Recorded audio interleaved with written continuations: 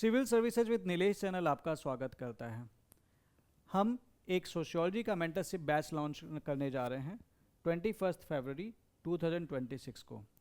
ये बैच 2026 के बच्चों के लिए और 2027 के बच्चों के लिए सुइटेबल है। 2027 के बच्चों के लिए सफिशिएंट टाइम है, तो इसमें तो डेफिनेटली आपको कोई डाउट नहीं आया होगा। 2026 के बच्चों के लिए कैसे सुइटेबल है, पहले हम ये समझ लेते हैं। एक बात आप समझना कि अगर आपको सिलेक्शन लेना है तो you need to have an optional, right. And अगर इस ऑप्शनल में आपने अच्छा स्कोर किया तो आपके सिलेक्शन के चांसेस बढ़ जाएंगे। What if you are doubtful about your optional, एक ऐसा ऑप्शनल जो कि आपका बिल्कुल भी तैयार नहीं है, आपको कुछ नहीं समझ में आ रहा है उस ऑप्शनल के बारे में। एक केस ये हो सकता है, एक केस ये भी हो सकता है कि अभी तक आप अपना ऑप्शनल डिसाइड भी नहीं कर पाए होंगे। इस चीज़ के लिए मैं आपको बता दूं, अगर आपने अपना ऑप्शनल डिसाइड नहीं कर रखा है, गो फॉर दिस ऑप्शनल। क्यों मैं ये बात बोल रहा हूँ, इस चीज़ को भी आप समझ लेना। मैंने खुद जब मैंने एग्ज़ाम जिस साल दिया था सोशियोलॉजी ऑप्शनल से, इससे पहले मेरा ऑप्शनल फिलॉसफी था। I had changed my optional, result आ चुका था, 69 डेज बचे थे। शायद कोई और ऑप्शनल होता तो मेरा सिलेक्शन नहीं होता। दिस इज़ द ऑप्शनल जो बहुत कम टाइम में प्रिपेयर किया जा सकता है अगर स्ट्रैटेजी सही हो। मुझे उस टाइम पे कोई भी इंसान गाइड करने वाला नहीं था सोशियोलॉजी के लिए, आपको गाइड करने के लिए मैं हूँ। तो अगर आप 2 से 3 घंटे निकाल सकते हो, 2 घंटे के आसपास, तो then you can go for this batch. 2026 के बच्चों के लिए मेरा सिंपल सा मैसेज है कि please find that 2 hours and prepare paper 1 with me before prelims. Only paper 1. Paper 2 में से रिलेटेड जितनी भी चीज़ें हैं आप प्रीलिम्स के बाद मेरे साथ प्रिपेयर कर सकते हो। ये फैसिलिटी आपको मिलेगी इस बैच में, क्योंकि इस बैच की खास बात ये है कि ये बैच सिर्फ आपका सिलेबस ही कवर नहीं करेगा, ये आपका रिवीजन भी कराएगा। एक कवरेज प्रीलिम्स से पहले, उसके बाद दोबारा जब हम एक जो उस टाइम पे एक बैच लॉन्च करते हैं तो उसमें एक फ्री एडमिशन की फैसिलिटी रहती है, जिसके चलते F3 बैच का आप पार्ट बन के, जो कि प्रीलिम्स के बाद आता है, आप अपनी चीज़ों को कवर कर सकते हो, रिवाइज कर सकते हैं। और उस टाइम पे अगर आपका पेपर 1 तैयार रहेगा तो आपको हेल्प काफ़ी ज़्यादा मिल जाएगी। So in this way this batch can help you if अगर आप अभी तक अपना कोई ऑप्शनल नहीं तैयार कर रखा है। If you trust me, you can go for this batch. Now let us talk about the methodology. Then how should you read sociology. Sociology पढ़ते वक्त एक बात सोच के देखना, आप कैसे पढ़ते हैं। अक्सर कई बार होता है, ज़्यादातर बच्चों का जो मैंने हैबिट देखा है पढ़ने का, what they do, they listen to a lecture, PYQs नहीं देखते हैं, लेक्चर सुनते हैं, स्कॉलरली लेक्चर्स देखते हैं, एंड देन उसके बाद फिर उस चीज़ को वहीं पे छोड़ देते हैं। नाउ अगर आप इस तरह से कर रहे हैं तो आपकी मेथोडोलॉजी में कहीं पे इशू है। क्यों? क्योंकि अगर ऐसा नहीं कर रहे होते आप तो फिर आपको आंसर राइटिंग लिखने में कोई इशू नहीं हो रहा था। लेकिन व्हाट आई कैन सी कि even after doing the coaching from the top institutes, answer writing में दिक्कत आ जाती है। क्यों दिक्कत आती है? क्योंकि हम जिस तरीके से पढ़ रहे थे उस तरीके में ही कहीं ना कहीं फॉल्ट था। अगर फॉल्ट नहीं होता तो आपको आंसर राइटिंग लिखने में दिक्कत क्यों ही आती? आंसर राइटिंग का ध्यान हम अक्सर देते नहीं हैं और हमारी मेथोडोलॉजी में इशू रहता है। हमारे सामने PYQ आता है और अगर मैं इस PYQ को खोल के देखता हूँ तो मेरे पास, मैं क्लूलेस हो जाता हूँ। जब मैं इसे लिखने जाता हूँ, PYQ देख के तो लग रहा होता है कि मैंने पढ़ रखा है, लेकिन जब मैं इसे एक्चुअली करने आता हूँ तो फिर मैं फेल हो जाता हूँ। यहाँ पे प्रॉब्लम है आपकी मेथोडोलॉजी में। आपने पढ़ते वक्त ही उस पढ़ाई को डायरेक्शन नहीं दिया, PYQ के अकॉर्डिंग नहीं पढ़ा, एक्टिव रिकॉलिंग नहीं की, और इसलिए आपके आइडियाज़ जो हैं वो स्ट्रक्चर्ड नहीं हो पाए। लेक्चर सुनते वक्त चीज़ें तो समझ में आ रही थी, लेकिन लेक्चर हम PYQ को ध्यान में रखते हुए नहीं सुन रहे थे। लेक्चर हम बस समझ रहे थे एक 1 वे कम्युनिकेशन की तरह। दूसरी बात, स्कोर जो आपका आएगा वो आपके क्वेश्चंस को आंसर करने से आएगा, रीडिंग करने से नहीं आएगा। हियर इट इज़ इम्पॉर्टेंट इसीलिए कि आप पढ़ते वक्त कीवर्ड्स का ध्यान रखें। But the issue is that कि हम अक्सर कीवर्ड्स का ध्यान नहीं रखते हैं। बात करूँगा इस पर मैं।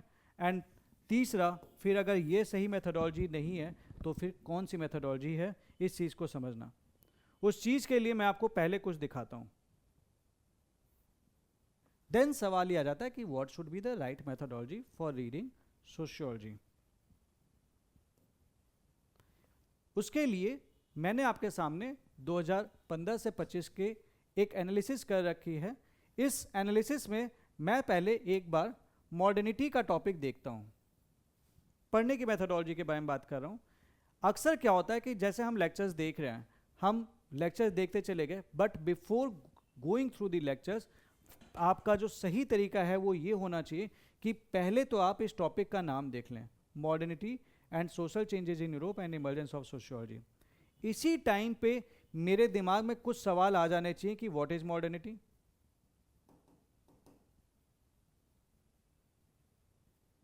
सिंपल सी चीज़ है। मुझे अगर वर्ड दिया तो मीनिंग पता होना चाहिए। What are the social changes, what is the meaning of social changes. लेकिन इसने बोल रखा है कि social changes in Europe, so मेरे पास दिमाग में आना चाहिए what are the social changes in Europe. Then there is this term emergence of sociology, then मेरे पास मीनिंग पता होना चाहिए कि व्हाट इज सोशियोलॉजी। एंड ये लिख रखा है कि modernity and social changes in Europe and emergence of sociology. So the examiner wants me to understand invariably the link between modernity and emergence of sociology and the related social changes in Europe which led to the emergence of sociology। इतना तो मुझे समझ में आ गया। आपने अभी तक जो भी लेक्चर्स देखा था, क्या आपने इन क्वेश्चंस को ध्यान में रखते हुए देखा था? उसके बाद कुछ और सवाल आने चाहिए। How did the intellectual forces led to the emergence of sociology. इसका मतलब ये है कि जब मैं कोई भी लेक्चर सुन रहा हूँ या फिर कोई भी अगर कंटेंट पढ़ रहा हूँ तो मैं इंटेलेक्चुअल फोर्सेस को ध्यान में रखूँगा। मैं अगर इनलाइटनमेंट पढ़ रहा हूँ, मेरे सामने इनलाइटनमेंट का टॉपिक आ गया तो मैं उसको बहुत ध्यान से पढ़ूंगा। What aspects of enlightenment do you think paved the way for sociology? Sociology is the product of European enlightenment and Renaissance critically examine this statement। तो आप देख रहे हैं 2015 का सवाल 20 में आया, फिर यही enlightenment का सवाल 22 में आया, 24 में आया, 26 में आ जाए कोई बड़ी बात नहीं है। सीधे सीधे सवाल आ रहे हैं और रिपीटिशंस लगातार हैं। तो जब मैं पढ़ रहा हूँ और मेरे पास कीवर्ड्स अगर इनलाइटनमेंट के लिए रेडी नहीं है, काउंटर इनलाइटनमेंट के लिए रेडी नहीं है, तो मैं क्या ही पढ़ रहा हूँ। ये प्रॉब्लम है हमारी मेथोडोलॉजी में, हम पढ़ते वक्त इन चीज़ों पे ध्यान नहीं देते हैं। What are the historical antecedents of the emergence of sociology as a discipline? Explain how sociology has emerged as a distinct discipline based upon the rationality and scientific temper। तो अगर इसकी बात आएगी तो वो वाला टॉपिक मैं बहुत ध्यान से पढ़ूंगा। Sociology is preeminently study of modern society। तो what is the meaning of society? What is the meaning of modern societies? ये सारी चीज़ें। Europe was the first and the only place where modernity emerged। मुझे कैसे चीज़ें करनी है। Sociology emerged in Europe and flourished to begin with all social reformist orientation in the USA। अगर मैंने ये क्वेश्चन देखा होता तो मुझे ये बात पता होती कि मेरे को हमारी थ्योरी पढ़ते समय इंटेलेक्चुअल फोर्सेस के बारे में पता होना चाहिए, इनलाइटनमेंट के बारे में पता होना चाहिए, historical antecedents, rationality, European sociology के बारे में पता होना चाहिए, एंड डेफिनेटली कैसे सोशियोलॉजी इमर्ज्ड हुई यूएसए में, इन चीज़ों के बारे में एटलीस्ट पता होना चाहिए। एंड बिलीव मी, अगर आपने इस तरीके से ध्यान में रखते हुए उसके बाद अपना कंटेंट पढ़ना शुरू किया तो उसके बाद आपका काम बहुत आसान हो जाता है, क्योंकि what you do, you go for the directed study. और इसके चलते क्या होता है कि जहाँ पे आपको एक्चुअली फोकस करना चाहिए, जो आपका गोल था, आप वहाँ पे फोकस करते हैं, और जहाँ पे आपको जो चीज़ इग्नोर करनी चाहिए आप उसे इग्नोर भी कर पाते हैं। It is not possible to know everything, it is important to know enough. तो एनफ हम जानने की कोशिश नहीं करते हैं और हम सारी पेरिफेरल चीज़ों को पढ़ते चले जाते हैं। This is what this batch makes this different from the other type of mentorships. इस बैच में इन सारी चीज़ों का ध्यान में रखा जाता है। एक और बात, अब एक बात बताना, अगर मैं बात करूं कि किस तरीके से एग्ज़ाम होता है, तो आपको ये बात पता है कि यूपीएससी का जो एग्जामिनेशन प्लान है वो Friday, Saturday and Sunday. Friday को वो लेते हैं आपसे ऐसे, देन GS1, GS2, संडे को आपसे लेते हैं वो GS3, GS4, 5 दिन का gap, and then Saturday and Sunday they take the paper. इस दिन आपका सोशियोलॉजी का पेपर होगा। मेरे पास आएंगे 4 दिन का गैप, 5 डेज का गैप। इस 5 डेज में आपको आपके जो सब्जेक्ट हैं उसके कम से कम 2 से 3 रिवीजन्स आपके किए होने चाहिए सोशियोलॉजी के कीवर्ड्स के। हमारे पास अगर ये क्विक रिवीजन नोट्स नहीं होते हैं तो दिक्कत आती है। क्या आप पढ़ते वक्त आपने ऐसे नोट्स बना रहे हैं जहाँ पे सही कीवर्ड्स मेंशन है? तो what you need at this time, you need a quick revision notes जिसका यूज आप रिवीजन के लिए कर सको और ज़रूरत पड़ने पर उसका कंटेंट प्रोड्यूस कर सको। ज़्यादातर बच्चों के पास ये क्विक रिवीजन नोट्स होते ही नहीं है। This is actually a problem. This batch solves this problem. If you look at it, this is taken from the short notes of sociology for the unit 1. Enlightenment, emphasized reason and individualism. You have the keyword key thinkers Montesquieu. Political systems and society, Rousseau. Individual rights and society. इतना ही लिखा है जितना examination ने आपको 150 से 250 words बनाने में help कर देगा। दीज आर दी कीवर्ड्स वाले शॉर्ट नोट्स, तो 150 से 250 वर्ड्स लिखने में आपको दिक्कत नहीं होगी। Enlightenment influence on sociology, enlightenment intellectuals evolution sociology.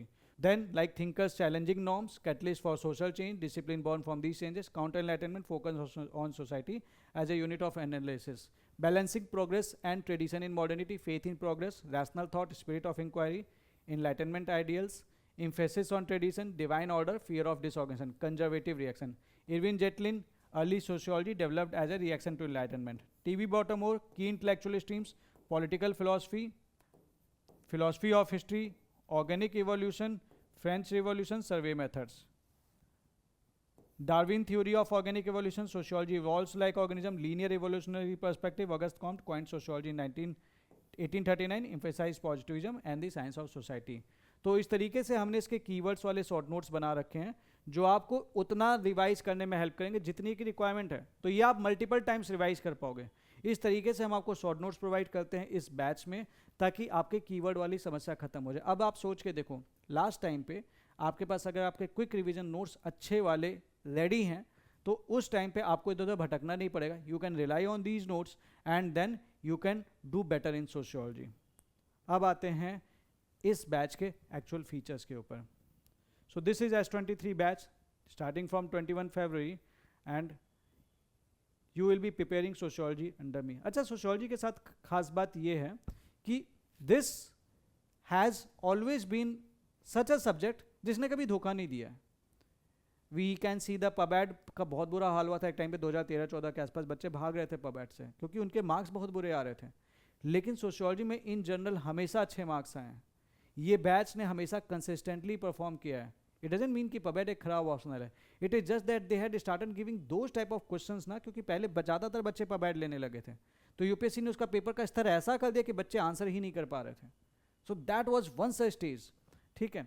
But this optional has never dissed anybody. इस ऑप्शनल में के साथ ये खास बात रही है कि ये ऑप्शनल हमेशा काम कर रहा है एंड इसने कंसिस्टेंटली एक अच्छा परफॉर्मेंस दिया है। छोटा है, आपके GS1 में हेल्प करता है, GS2 में हेल्प करता है, GS3 में भी हेल्प करता है और GS4 में भी करता है। जैसे कि आपके GS1 में आपका सोसाइटी वाला एक बहुत बड़ा पोर्शन है जो ये कवर करा देता है। GS2 में सोशल जस्टिस वगैरह में कवर करने में हेल्प करता है। GS3 में इवन फॉर कुछ पोर्शन आपका इंटरनल सिक्योरिटी का, वहाँ पे भी ये हेल्प करता है चीज़ों को समझने में। और एथिक्स में कई सारे पॉइंट्स में ये ऑप्शनल भी आपको हेल्प करता है। तो आपकी वोकैबुलरी, ये जो ऑब्जेक्ट है वो इम्प्रूव करता है, ठीक है। इस बैच में देयर इज 1-to-1 मेंटरशिप, ठीक है। This batch is online and you can also, if you want, you can come for the offline meet और you can directly message to me in Telegram, but this runs primarily online through the Telegram. आपको short notes मिलेंगे सारे topics के। You will be given analysis of sociology, जितने भी units आ रखे हैं उसके एक प्रॉपर एनालिसिस कि कैसे करना है। Then you will be having a private dedicated channel जहाँ पे मैं टारगेट्स डालता हूँ, बताता हूँ। यहाँ पे नोट्स, रिसोर्सेज, हर एक चीज़ के लिए मैं गाइड करता हूँ। कुछ आपको हैंड रिटन नोट्स मिलते हैं, कुछ आपको प्रिंटेड नोट्स मिलते हैं, कुछ अदर इंस्टीट्यूट्स के नोट्स मिलते हैं जो कि उनका कंटेंट अच्छा है, ठीक है। And then a private dedicated close group. Then there is the marathon for revision and handling sociology in the effective 4 months। उसके अलावा जब ये टारगेट्स में क्या होता है कि जैसे कोई भी टारगेट आता है उससे पहले वेरी शॉर्ट वीडियो या ऑडियो डिस्कशन आपको उस पर मिलेगा कि आपको इसमें से पढ़ना कैसे है, किस चीज़ पे एक्चुअली फोकस करना है, क्योंकि हम पढ़ते वक्त तो ध्यान नहीं दे नहीं पाते। सेल्फ स्टडी बैच जरूर है, लेकिन उसमें एक वीडियो के through I do guide you कि भाई आपको इसमें किन चीज़ों पे फोकस करना है। And then you read the topic and then you brain from the PYQs and other stuff that is needed. Answer writing 8th day से शुरू हो जाती है। इस बैच में I also give you the exposure to the toppers of UPSC 2013 से 25 तक के जो टॉपर्स है सोशियोलॉजी के, उनके आंसर शीट्स होगा मैं आपको दिखाता हूँ। I discuss the answer writing 2 at times, जब भी जरूरत पड़ती है। रेगुलर रिविजन्स भी होते हैं and there is the development of the perspective way. PYQ analysis document will be given, notes will be provided and 4 full length test हैं, तो आपको टेस्ट के लिए इधर भटकने की जरूरत नहीं है। And definitely the discussion will be done on the techniques कि आप इस बैच में अच्छा कर पाएँ सोशियोलॉजी के लिए। अच्छा, कैसे कवर करेंगे हम? 21 फरवरी से 10 अप्रैल तक पेपर 1 कवर कर लेंगे एंड देन 12 अप्रैल से 31 मई तक। हो सकता है कि आप इस टाइम पे तो प्रीलिम्स के लिए बिल्कुल भी नहीं पढ़ पाएंगे और बिल्कुल पढ़ना भी नहीं चाहिए, तो आप पेपर 2 मेरे साथ प्रीलिम्स के बाद कवर कर सकते हैं। एक और ख़ास बात है कि revision and more practice, prolong support system रहेगा। आपको ये बैच मेंस तक कंप्लीट सपोर्ट मिलेगा कवर करने के लिए चीज़ों को, ठीक है। एक पीयर ग्रुप रहता है, अगर आप अकेले पढ़ रहे हैं then you will also have a peer group, so you can discuss your things with your peers also. Materials हम जो मार्केट में बेस्ट मटेरियल अवेलेबल है उसे हम यूज़ करेंगे, अपार्ट फ्रॉम मेरे जो हैंड रिटन नोट्स जहाँ पे ज़रूरत पड़ेगी वो। So you will be also eligible for exclusive free admission in sociology F3 batch which is exclusively focused on UPSC mains 2026 for revision. तो इससे आपका रिवीजन भी हो जाएगा। So this is something about this batch. This batch is the complete solution to all your needs for sociology. If you want to take sociology as your optional for the mains, and if you are clueless about sociology, you can come join me and do better. So see you in the batch. अगर आपको इसके बारे में और जानकारी चाहिए, कुछ queries हैं, तो आप हमारी टीम को कांटेक्ट कर सकते हैं @UPSC AIM Topper in Telegram, or you can also call 9211-891-970। आप इस पे भी कनेक्ट कर सकते हैं। एंड ये बैच शुरू हो रहा है आपका from 21 February, so make sure that you don't miss the batch if you want to take the control of sociology. So this is all about this sociology batch. If you have any queries you can post in the comment section also, और you can contact us directly. मिलते हैं आपसे batch में। All the best.